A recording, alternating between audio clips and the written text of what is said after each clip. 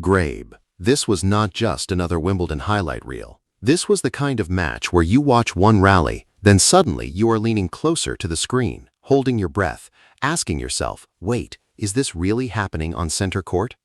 Because from the very first key moments of that second set, you could feel something special building.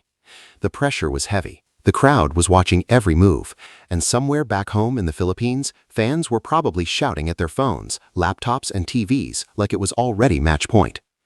This was Wimbledon, center court, the biggest stage, and yet the player carrying that Philippine hope did not look like she came there just to participate. She came there to fight, to absorb the pressure, and to answer every challenge with something braver than the last.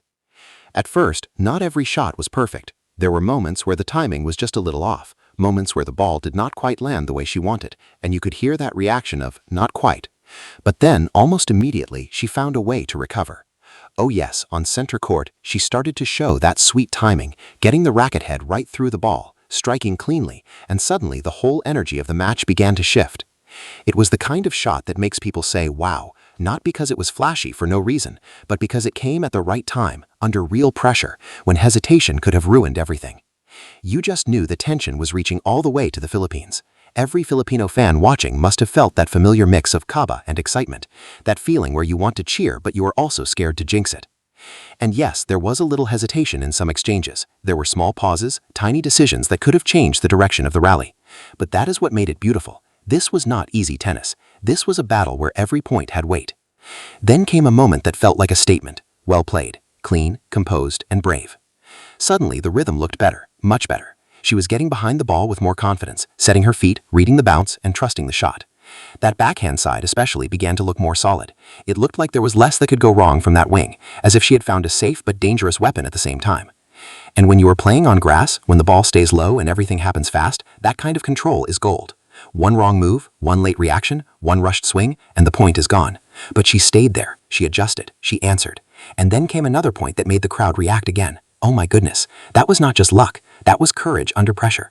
It was the type of rally where both players seemed to ask each other, are you still here? And the answer kept coming back. Yes, still here, still fighting, still refusing to back down. Well done again. That was the feeling. She was not letting the opening set slip away quietly. She was hanging in there, point by point, staying close enough to make the champion uncomfortable. And that is where tennis becomes mental, because when the champion expects you to fade but you keep coming back, the pressure slowly changes sides.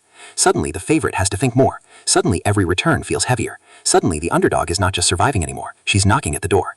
Then came that right back at you moment, the kind of reply that tells everyone watching, I can take your best shot, and I can send something back.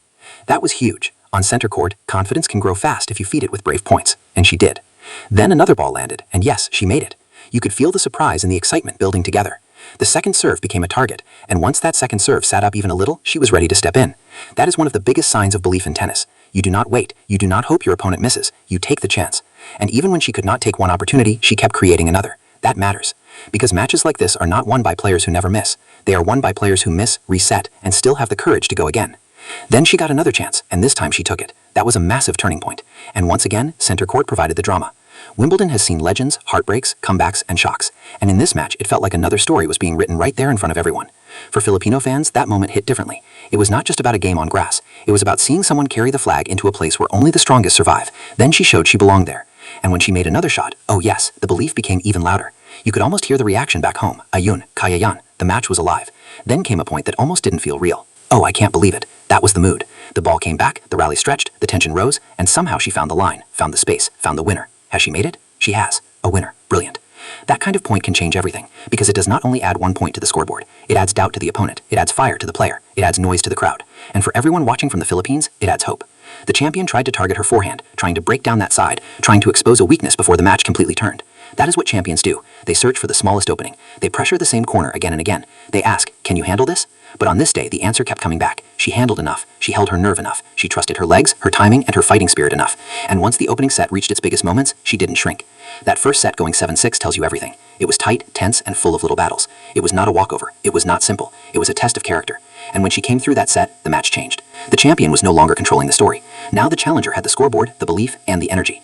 That is why the second set felt different. The hesitation became less visible. The movement became sharper. The shots carried more purpose. And little by little, the champion's space to breathe became smaller. At 6-2 in the second, the message was clear. This was no fluke. This was not one lucky set and then a collapse. This was a complete performance that grew stronger as the match went on.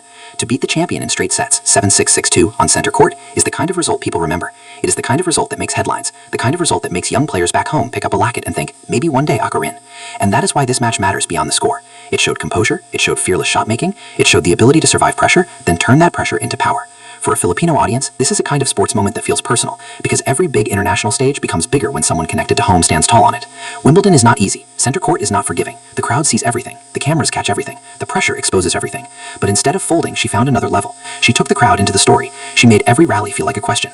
And by the end, she gave the answer with the scoreboard. The champion is beaten. 2-0, 7-6, 6-2. What a moment, what a performance, what a statement. And for every Filipino fan watching, this was not just a win. It was proof that on the biggest court, under the brightest lights, with the whole tennis world watching, puso, patience, and belief can still shock the stage.